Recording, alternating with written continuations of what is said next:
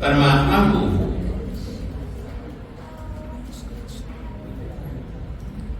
कोई बात नहीं, अभी ध्यान दीजिएगा। परमात्मा को यहां पर पधारे हुए,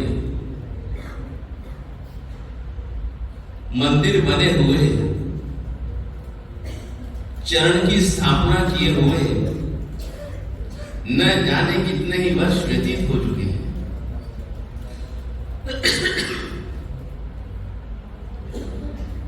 लेकिन आज भी उसकी स्मृति में, आज भी उसकी याद में ये मंदिर हमारे लिए पूजनीय बना हुआ है। हमारे लिए ये पर्वत पूजनीय बना हुआ है। हमारे लिए ये पर्वत एक यात्रा का स्थान बना हुआ है।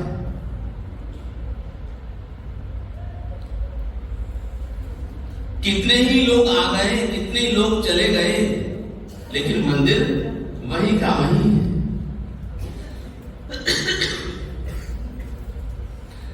न जाने इस मंदिर के कितने ही उद्धार हो चुके हैं, न जाने इस मंदिर के कितने ही उद्धार हो चुके हैं।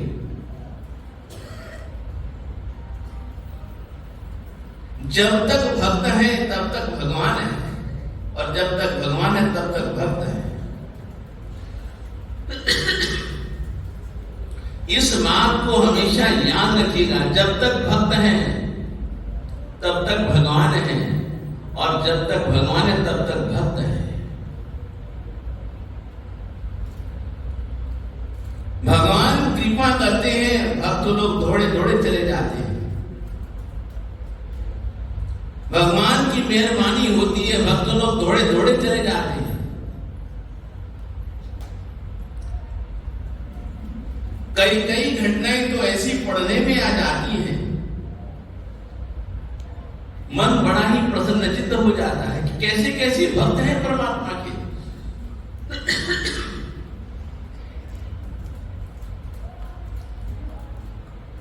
और किस प्रकार से परमात्मा जिससे काम करवाना होता है, जिसके नसीब में लिखा होता है,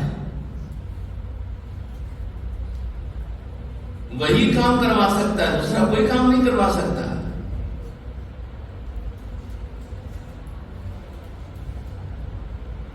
हमारे आचार्य विनय समुद्र सुरेश्वर जी महाराज, हम उनके सानिध्य में रहते थे, एक ही बात कहते थे कई बार,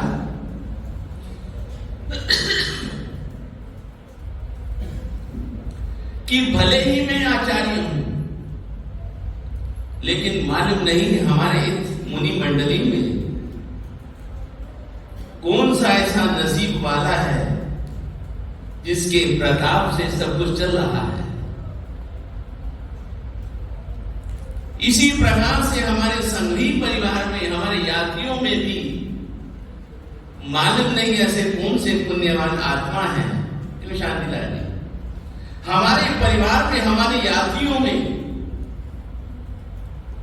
न जाने ऐसे कौन से पुण्यवान जीव हैं, आत्माएं हैं, जिसके कृपा से, जिसकी प्रेरणा से हम लोग इतने सुंदर सुंदर काम कर सकते हैं। एक बात याद रखना, एक बात हमेशा याद रखना, अच्छे काम के लिए, अच्छे काम के लिए बार बार प्रेरणा दी जाती है। अच्छे काम के लिए बार बार प्रेरणा दी जाती है, और गलत काम के लिए प्रेरणा नहीं दी जाती।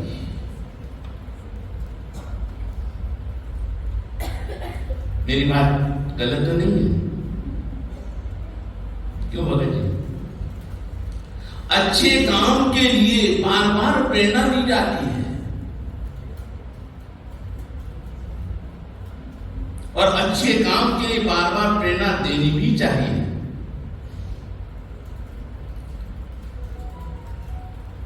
अच्छे काम को सीखने के लिए समय लगता है, गलत काम को सीखने के लिए समय नहीं लगता है।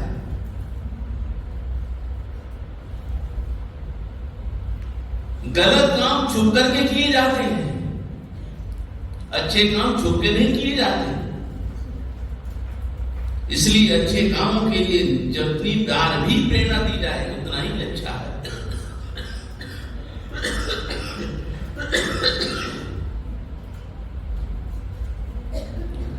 तो मैं निवेदन कर रहा था कि मालूम नहीं परिवार में इतने सदस्य होते हैं किसके कर्मों में क्या लिखा है।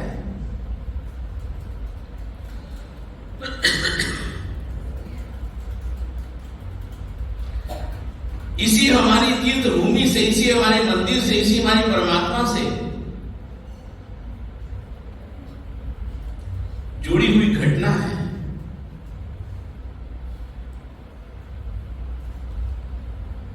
सोलहवां उद्धार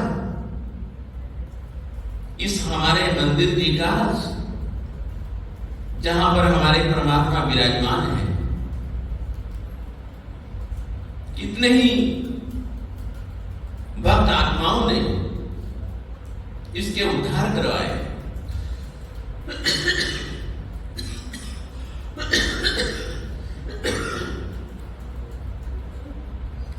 सोलहवां उद्धार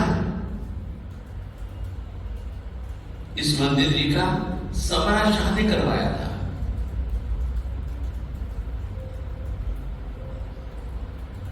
उद्धार के बाद हमारे आचार्य श्री रत्नाकर सुरेश्वरी महाराज, जिन्होंने रत्नाकर पच्चीसी की संरचना की है,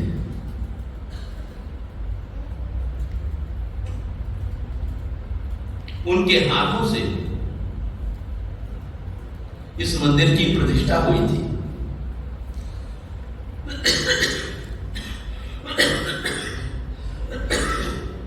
लेकिन उस समय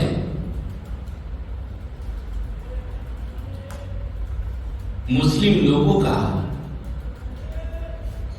प्रभाव या प्रभुत्व अधिक था।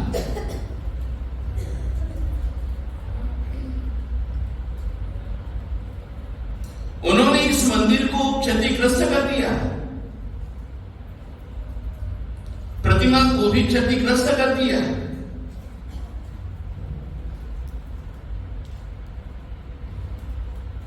जब प्रतिमा क्षतिग्रस्त हो गई, मंदिर तोड़ फोड़ दिया। अब आप स्वयं कल्पना करो कि जिनकी इस परमात्मा के प्रति आस्था होगी, विश्वास होगी, उनके मन को कितनी ठेस पहुंची होगी।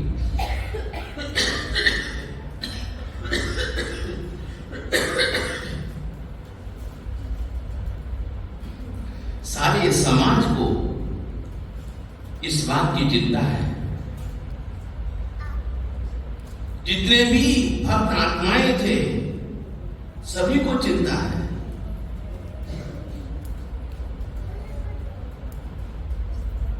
हमारे भगवान को क्षतिग्रस्त कर दिया, हमारे मंदिर को क्षतिग्रस्त कर दिया। सारा समाज इसके लिए चिंतित है। सारे समाज के चेहरे उदास हैं। लेकिन भक्त लोग क्या कर सकते हैं? उनके सामने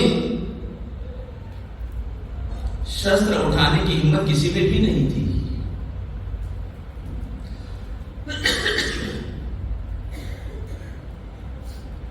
क्योंकि हम लोग उस परमात्मा के अनुयायी हैं, अनुगामी हैं, जिसने हमें करुणा सिखाई है, अहिंसा का पाठ पढ़ाया है। ऐसे हमारे परमात्मा है, ऐसे परमात्मा के हम अनुयायी हैं।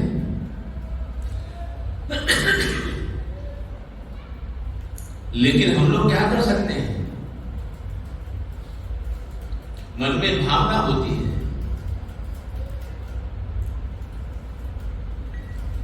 या तो अविग्रह लेंगे, तपस्या करेंगे, जाप करेंगे, अविग्रह लेंगे, तपस्या करेंगे, जाप करेंगे, कि वह दिन कब आएगा कि हम परमात्मा का दर्शन करेंगे, मंदिर में जाकर दर्शन करेंगे।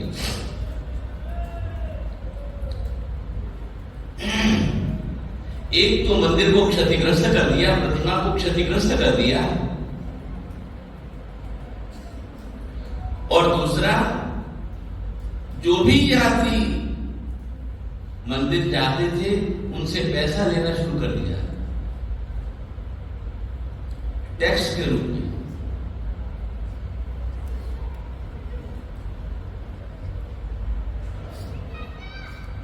लेकिन एक भक्त आत्मा था, ऐसे समय में एक भक्त आत्मा थी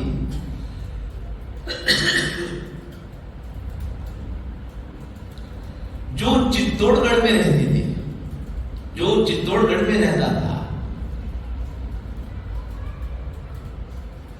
उसका नाम था, याद रखिएगा, कभी काम आएगा आपके,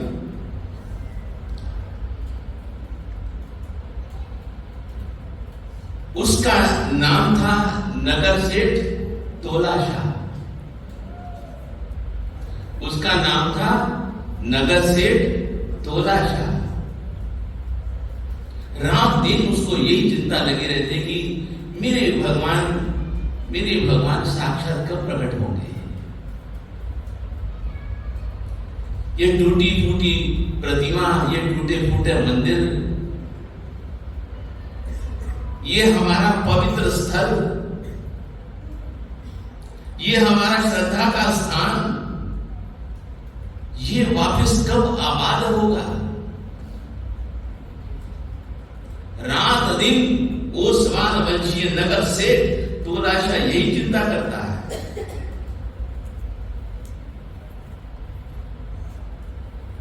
कि ऐसा दिन कब आएगा मेरी जिंदगी में, ऐसा दिन कब आएगा मेरी जिंदगी में, ऐसा दिन कब आएगा मेरी जिंदगी में। आज भी देखो, परमात्मा के लिए सब कुछ भक्त आत्मा न्यौछावर करने के लिए तैयार हो जाते हैं।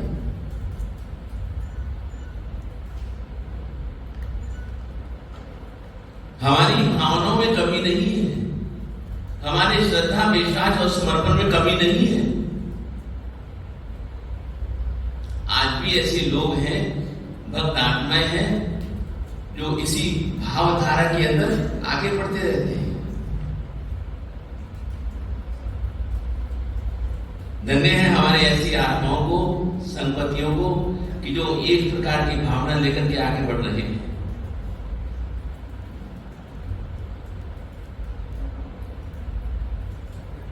कितने लोग हैं जो यात्रा कर रहे हैं, करवा तो नहीं, यही करवा रहे हैं, कर रहे हैं। आज भी हमारे महाराज श्री जी ने 5 यात्राएं करी हैं।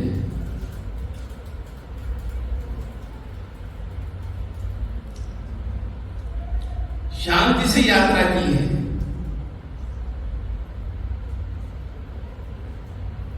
सुबह गए थे, सूर्यास्त के बाद अपने स्थान पर लौटे हैं। भगवान की आरती करवा करके परमात्मा का दर्शन करके फिर वहां से उन्होंने विदाई दी है। आज भी हमारे 2 माताएं बहनें पधारी थी, उनकी भी 7 यात्राएं हो गई। बहुत से हमारे बालक, वो सी हमारी माताएं बहनें 3 यात्राएं कर रही हैं। सचमुच में धन्य है, धन्य है, धन्य है।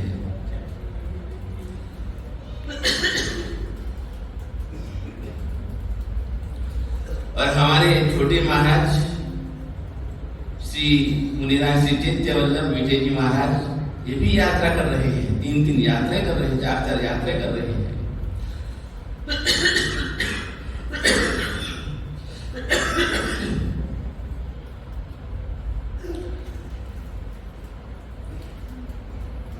हमारे मुनिराज श्री देवांश विजय महाराज जी भी यात्रा कर रहे हैं।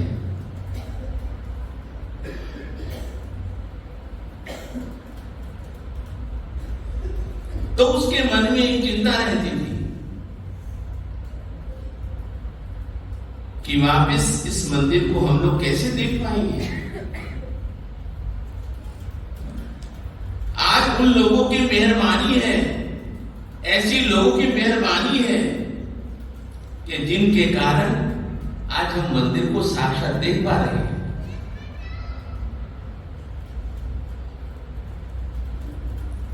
कितनी बार उन लोगों ने लूटा होगा, लेकिन आज फिर हमारी श्रद्धा, हमारा विश्वास कायम है।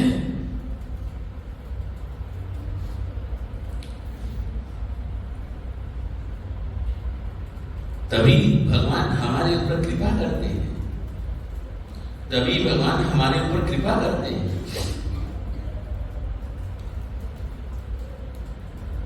तो हर समय उसके दिमाग में यही चिंता रहती कि हम उसी प्रकार से परमात्मा का दर्शन कैसे कर पाएंगे।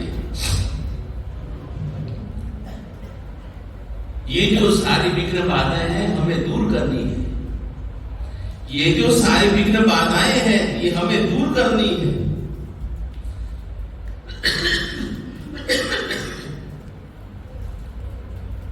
उस समय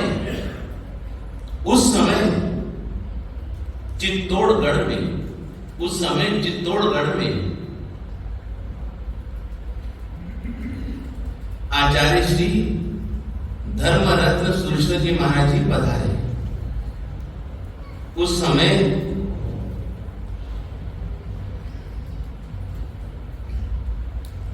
आचार्य श्री धर्मरत्न सुरेश्वर जी महाराज जी पधारे।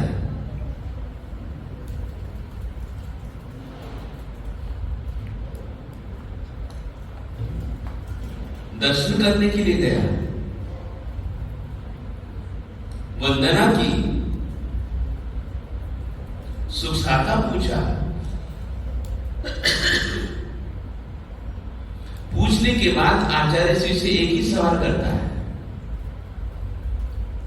पूछने के बाद आचार्य श्री जी से एक ही सवाल करता है कि महाराज,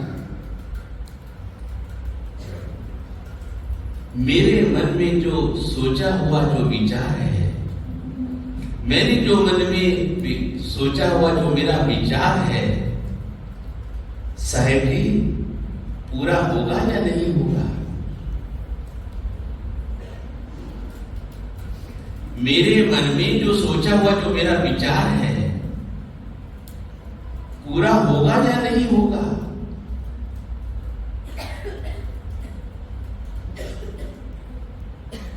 आचार्य श्री जी ने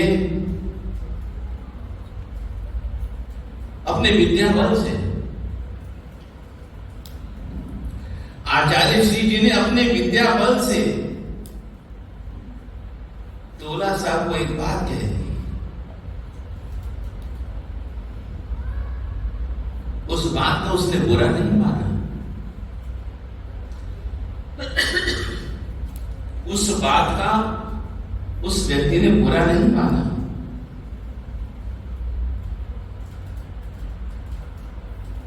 पूज्य आचार्य जी ने उसे कहा, तोला शाह, पूज्य आचार्य जी ने उस व्यक्ति को कहा कि तोला शाह, तेरे हाथों से नहीं होगा, तेरे हाथों से नहीं होगा, लेकिन जो तेरा जो बेटा है जिसका नाम कर्मा शाह है उसके हाथों से होगा।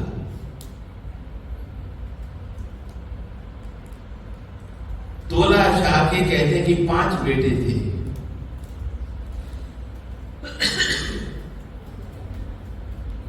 तोला शाह के 5 बेटे थे, रत्ना शाह, पोमा शाह, दशरथ शाह, भोजा शाह और 5वां बेटा था कर्मा शाह।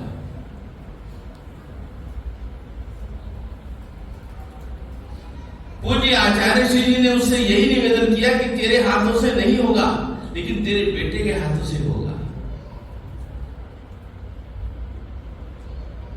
लेकिन फिर भी कितनी खुशी की बात है, फिर भी कितनी खुशी की बात है, कितनी प्रसन्नता की बात है। आखिर मेरे बेटे के हाथों से होगा तो मुझे कितनी खुशी मिलेगी।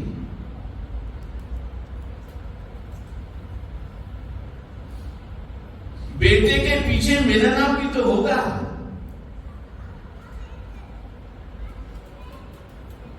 इसलिए मुझे अपार खुशी, अपार प्रसन्नता है। और उस समय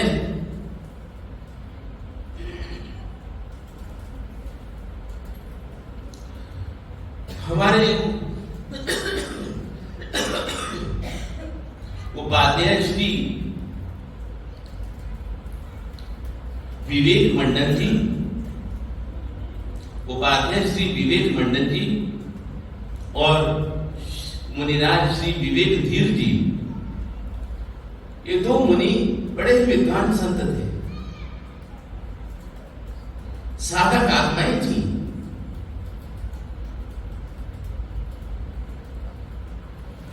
उनके दिशा निर्देश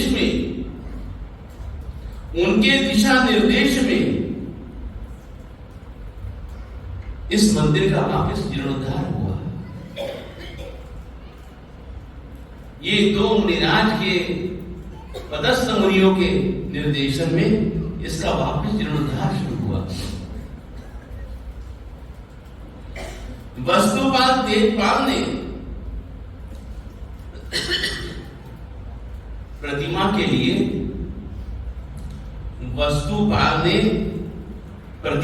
लिए शुभ मुहूर्त में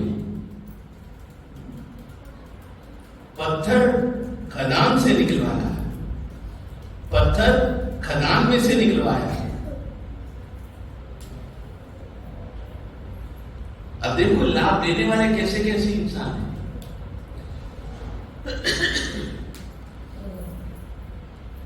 उस पत्थर से प्रतिमा का निर्माण हुआ, उस पत्थर से प्रतिमा का निर्माण हुआ।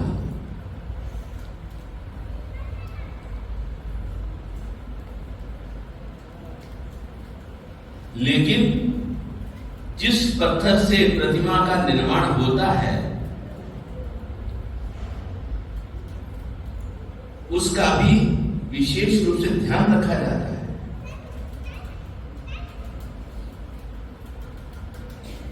जो पत्थर को गढ़ने वाले हैं, प्रतिमा बनाने वाले हैं, पत्थर को किस प्रकार से उसकी गढ़ाई कर रहे हैं, उनके भाव कैसे हैं, उनका व्यवहार कैसे, उनका आचरण कैसा है।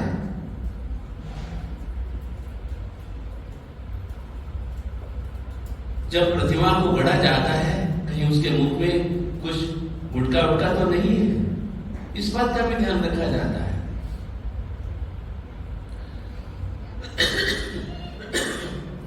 उन्होंने स्नान किया है या नहीं किया, इस बात का भी ध्यान रखा जाता है। उन्होंने शुद्ध वस्त्र धारण किए हैं या नहीं किए, इस बात का भी ध्यान रखा जाता है।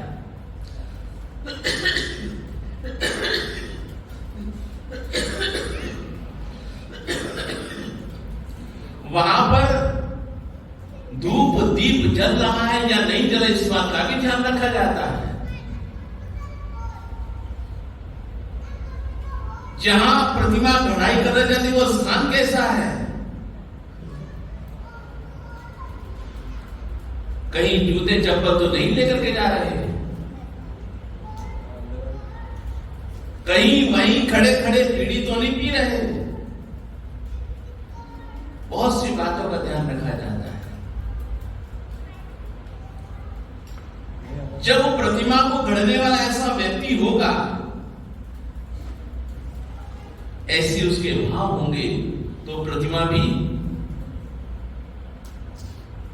तेजस्वी होती है, प्रतिमा भी तेजस्वी होती है, प्रतिमा भी ऊर्जावान होती है। सब बातों का ध्यान रखा गया, सब बातों का ध्यान रखा गया।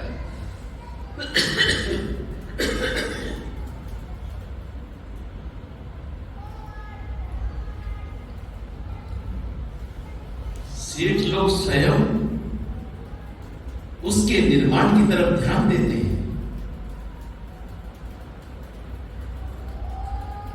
ये बात इसलिए कह रहा हूं, इसलिए मुझे अच्छी लगी कि हम लोग भी अपनी जिंदगी में न जाने इस प्रकार के सत्कर्म करते हैं।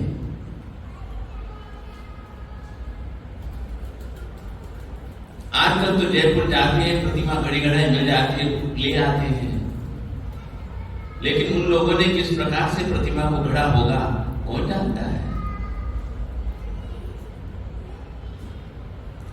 लेकिन उस काल के व्यक्ति इस प्रकार का भी ध्यान रखते थे कि प्रतिमा को किस प्रकार से गढ़ा गया है।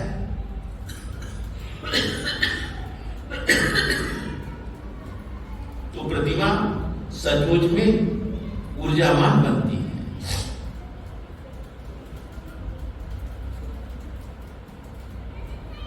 उस समय कहते हैं कि जिन मुनि राजों के वहां उपस्थित रहने पर दिशा निर्देशन में प्रतिमा का निर्माण हुआ, इस काम में कोई विघ्न बाधा न आए, इस काम में कोई विघ्न बाधा न आए। मुनि राजों ने दूसरों को प्रेरणा नहीं दी, स्वयं तपस्या में लीन हो गए।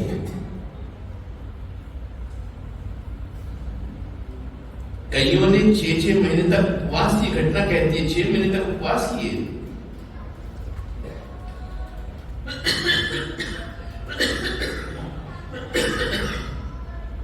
जब तक प्रतिमा निर्माण होकर के प्रतिष्ठित नहीं हो गई, तब तक उन्होंने आमिल किए। ऐसे ऐसे माहौल में हमारे उन महापुरुषों ने इस प्रतिमा को गढ़ा। जब इस प्रकार की प्रतिमाएं निर्माण होकर के तैयार हो जाती है,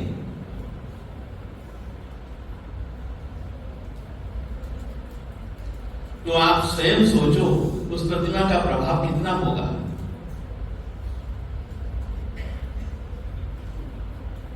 जब इस प्रकार के कारीगर हों, जब इस प्रकार के प्रतिष्ठाचार्य हों, जब इस प्रकार के मुनिराज हों, पदस्थ मुनिराज हों,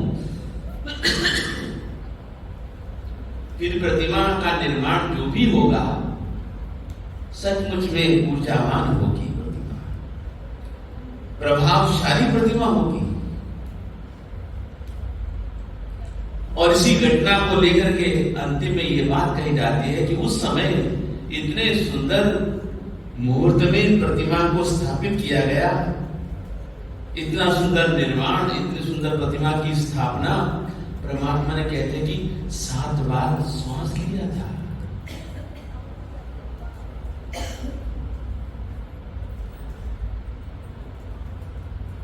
ये घटना कहती है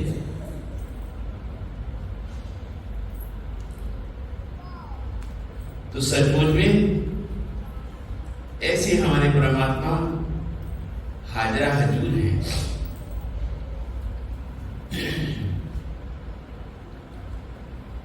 और ऐसी पवित्र प्रतिमा की, पवित्र पर्वत की हम लोग प्रतिदिन स्पर्शना करते हैं, यात्रा करते हैं और अपने कर्मों की निर्जरा करते हैं। यही भाव, यही भावना आप लोगों में निरंतर बढ़ती रहे, कम न हो, ऐसी हम दादा से निरंतर आशीर्वाद चाहेंगे। हमारे यात्रियों को सभी सुख साता रहे और थोड़े थोड़े प्रभु आपके पास में चले आए।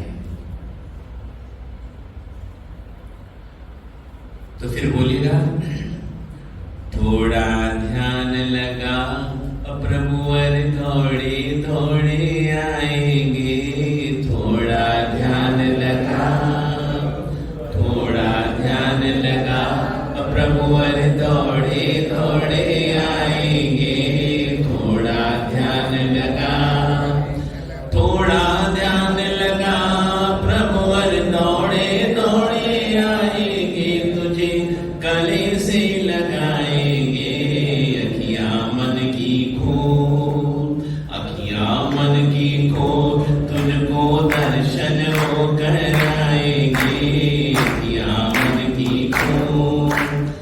अखियां मन की खोल तुझको दर्शन वो कराएंगे तुझे गले से लगाएंगे थोड़ा ध्यान लगा अब प्रभु दौड़े दौड़े आएंगे थोड़ा ध्यान लगा अब प्रभु दौड़े दौड़े आएंगे थोड़ा ध्यान लगा अब प्रभु दौड़े दौड़े आएंगे तुझे गले से लगाएंगे अखियां मन की खो तुझको दर्शन वो कर